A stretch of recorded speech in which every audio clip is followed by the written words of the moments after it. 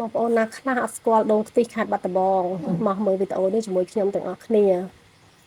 ដូងខ្ទិះខេត្តបាត់ដំបងគឺមានលក្ខណៈពិសេសដោយសម្គាល់តាមរយៈពូជយើងអាចមើលសបកក្រៅទៅលើដើមឬក៏ផ្លែបានទេ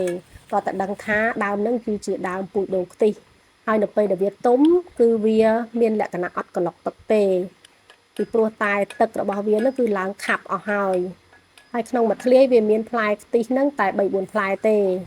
ក្រៅពីហ្នឹងគឺយើងយកវាទៅធ្វើពូជព្រោះដូងខ្ទិះអត់ដោះទេអ្នកទាំងអស់គ្នាគឺសាច់គឺឡើង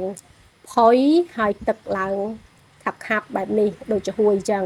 ប៉ុន្តែគឺចេញពីធម្មជាតិណាអត់មានការកែច្នៃទេហើយបងប្អូនអាចញ៉ាំវាសុទ្ធក៏បានអាចលាយជាមួយនឹងគ្រាប់ជីលកឆិតប៊ឺឬក៏ទឹកសក់ស្រូវតាមចំណូលចិត្តរបស់បងប្អូនអាចញ៉ាំជាលក្ខណៈបង្អែមឬក៏យកទៅក្លុកហើយរសជាតិ original ហ្នឹងគឺថាសាបខ្ទិះទេបើសិនជាចង់ឆ្ងាញ់ក៏ថែមទឹកស្ករថែមទឹកដោះគោដាក់ទឹកកកអីចឹងមកគឺថារសជាតិមិនបាច់និយាយទេបើសិនជាចង់ដឹងភ្លក់ដោយខ្លួនឯងសូមកុំភ្លេចជួយគ្រប់គ្រងផលិតផលខ្មែរអរគុណច្រើនចំពោះការទស្សនា